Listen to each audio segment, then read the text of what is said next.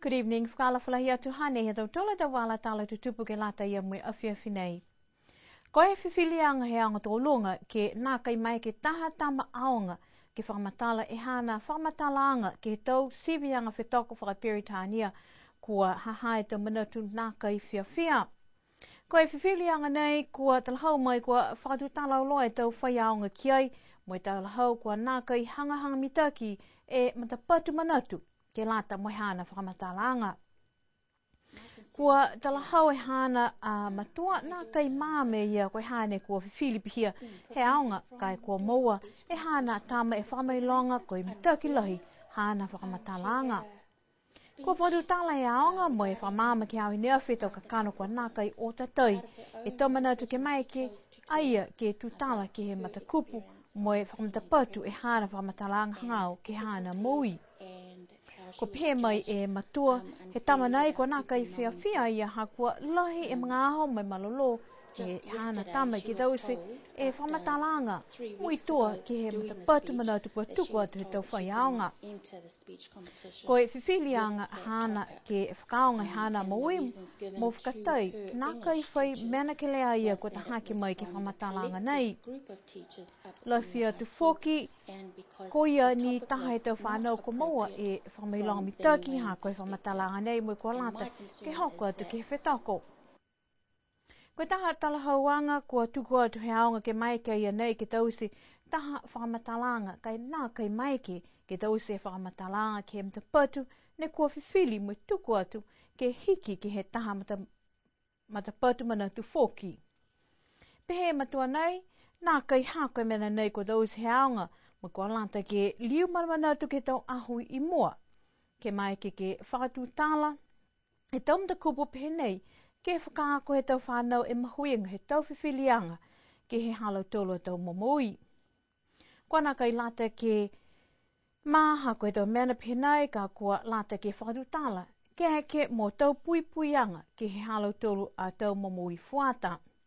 Ko lali ke mua whalu a tau talahauanga mai he aonga ka kua pehe mai alau tolu au kui tau whai manatu whakakisi alau tolu ki tau ngahui mua pia fuhi moe whahi whakako tama.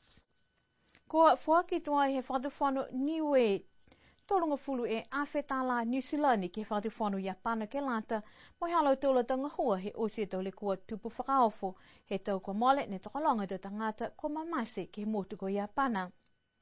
Hongo fulu mali mai awhe walu sewa tangata ne mamase mai he le kua ha koe mafuike malolo koe hiwa ne tō ke motu ko Japana he tau ko mole kai molea angaia e tōre awhe tangata ne nā kai la moia ha koe le kua naisi pia foki ke peo tolo tua. Koe tupiha niwe ne fua ke li lifu palimia ko toke talangi ke te kitaki ko Yoshihiko Noda he whahi tapu ka mole tau whakahoko e whanula he tau kitaki ne whakahingoa koe Palm ke Onoaki. Amana ki foki e whakatu whanu niwe ke foki tupelang mataya ke tau tangata e motu ko fisi he osi e tau le kua ke kamatanga e tau nai ha koe tau le kua tupu whakaofu foki. Tō whakatoa e wala tala nai ka liu mai e li lifu palimia ke he mtahi koe wātapu. Matutaki atu ke whala tala mai he motu ko Japana. Ko e whano lahi he tau tikitaki atu Pasifika mo e motu ko Japana ne whakahoko ai he whaitapu ko male mo e whinatu ai whoki lilifu palimia he motu ko e lilifu ko toke tālangi. Mo e whakatu tala ki he tau matutakianga mo e tau ngahua ko langmatai a Japana ke lata mo atu Pasifika si pia whoki ke tau langmatai he atu Pasifika ke lata ia mo e motu ko Japana. Ko e tau manatu he tau tikitaki he tau atu motu i lalo hefe forum ke whakamalolo e tau matutakianga ha Japana me tau motu he atu Pasifika. Si pia whoki ni e tau manatu he tau tikitaki ke lata ia mo e whakaohoanga ke he malolo ha Japana ke he tau tangata halo tolu ke langmatai he ose tau le kua tupu whakaofu he tau kua mole. Ko he mtapatu manatu ke tau mtapatu manatu kua whakatu tala e tau tikitaki ki ai ke whakatu mau e asi hake ke he tau puhala mitaki mo e malolo whakamua ke tau le kua tupu whakaofo. Ke ua ki koe tau takatai motu mo hiki anga e matangi. Ke tōru aki koe leweki anga he tau tangata, pia foki tau matutaki anga he tau tangata, Moi whaka tutala foki alo tolu ke he tau wala tohi. Koe takitaki he koutua ia pana, koe lilifko Yoshihiko Noda, ne whakailoa ia e manako. He hana motu ke kauwhalataha moi tau motu hau te Pasifika, ke whakako e tau mena, kua moa mai hako e kumikumianga he osi e mawhuike moi peau tolotua, ne laui alahi e motu ko Japana he tau kamale. Koe tau ngahua ke whakamalikisi ha ke malolo he tau pala whakailoa, ke tau le kua tupu whakaofu moi tau lamatai he tau motu lalahi. Koe lilifu palimia hani we, ne hoko ato ia ke whanoanga nei, kua mana ki whokia ia ke tuku whenonga, ke motu ko Samoa he whahitapu nei, ke lata ia moi tau whakaholoanga ha Samoa ke he limo fule tau he tūtoko taha. Koe pōli he pōwhai mukamole ne kua whamoli, e amana ki anga ko misikiliki ke motu ke lata moi tuwhatufanga he tau palepale ke lata moi tau mtakau kilikiki he tau matuatane. La he whakaui he komisi kua whamole tau amamana ki anga peseni kua takonga hoa ne hoko atua i ke whakaholoanga. Mai longa e longa he tau lawe moi kua whaimanga ho te whakahoko e whekau ke lata moi whamai longa e tau malolo he tau matakau. He pia whoki ni whaulu alo tolu komoa e tau palepale whakatangata. Ke he weweheanga ke lata molo tolu ne kua mua ke tau ola kautua e sa tau se tālangi ua seu hongwhurimataha e ola. Tu ua Daniel Makaia taha seu limu whurimataha e ola, moi tu tolu a Halafo Mokalei taha seu tolu whurimawha e ola.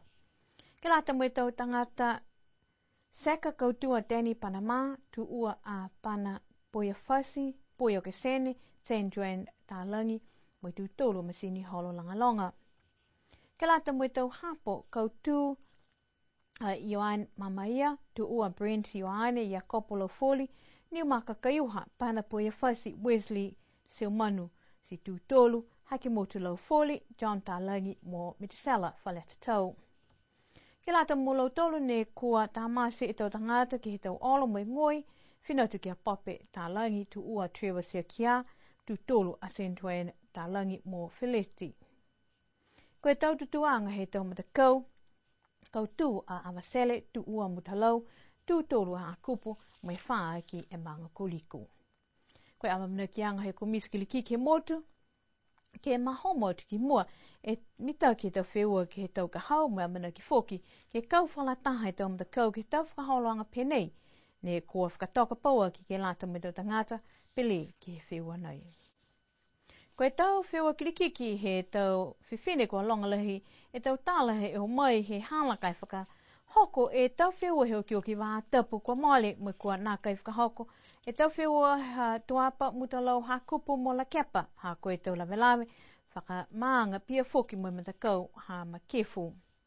La whiatu ke he tau wheua kua nākai hanga mitaki ta matangi ha kua tola he uha kai whakahoko ni he tau wheua. Koe taha ha lofi mo liku kua tā mua liku toko wafuru tangata pele mo mua taha seu walu e ola. Ko hoko atu mtakau halofi mo toko uafu malima e tangata tā mo mua e ola taha seu hongfu maono e ola mo kautu ke he wheua ia. Ko whetoko atamako tonga mo tui hiku kua nākai hoko e tau wheua ke he ua e tula. Tā mo hi tamake to hongfu mahiwa e ola mo e tangata mo e mua i uafu mataha e ola. Moe tolunga fulu e minisi kua tā. Marutaki atu moe matakau ha tamako tonga kua tolunga fulu ni e minisi toko ue tangata tā si mua e ola koe ua hiwa. Ke mua moe kautu, moe tohi fo mai e uhalahi. Ke he taha weweheanga koe matakau ha masele ne whiaoka i tau malolo moe katawhia ko waiea. Mua e waiea walung fulmalime e ola, ua fulmalime tangata pele kua mamase. Ko tutuli a wasele ola ia moe toko ono ni tangata ni kua tā mo e ola ke hoko ke hewunga fulu. Kautu a wasele moe mawhole da ua i ke aho. Koe a mamna ki anga ki e matutaki a tu fōki da whiua ki he oki wahatapu nei kua hanga awa toi ki ai. Ke whakahikua ke tau wala tala tutupu ke he awhiawhi nei. Koe tā whiua whetauka he tau tonga tau la. Ne whakaingoa koe World Ark ni kua oviko ke moana puke lahi. Ke hongfulu malime mahina koe fuafua, ke tongolofu mahiwa e tonga tau la mai molea e ua saule mga fulu i tangata kua kauwha la taha ki ai. Koe wheua whakahoko ke tau ke ua aki ne kamata ke mahina hai anuali, He tau nei mai I St. Lucia, whenau ki Panama, ki atu Pasifika, Australia, Bali, Cocos, Mauritius, a Whilika Tonga mo whakausi ki Brazil. Talahau te ki taki am takau New Yacht Club ko Keith Weil, koe langa tōlua kia nei, ne hoko mai e whiua nei ke motu, a kua mai longa mi tau ki tau lewe ki anga he motu, ki alau tōlu ni kua o whanu he tau tonga tau lā. Koe whahe tapu ka mole, toko ono e tonga tau lā mai he wada ko hoko mai, ka kua tōwhi whakakū. Mo lili o lau tōlu ne toi ki he atu motu, Swaro, ha kua ke lea lahi tau fufuanga matangi, ma loka lahi tahi. Amana ki ke whakatoka mai alau tōlu ia, mo e fufua ke hongwhu maone tonga tau lā ka hoko mai ke motu ke whahe tapu nei. Koe Sewa World Talk, tau li whakahoko fuki ki he tau wafe hongwhu mawha. Hana tau tōla tau wala tāle tutupu, ke lata ia mui awhiawhi nei, nana whaa mai mawhala.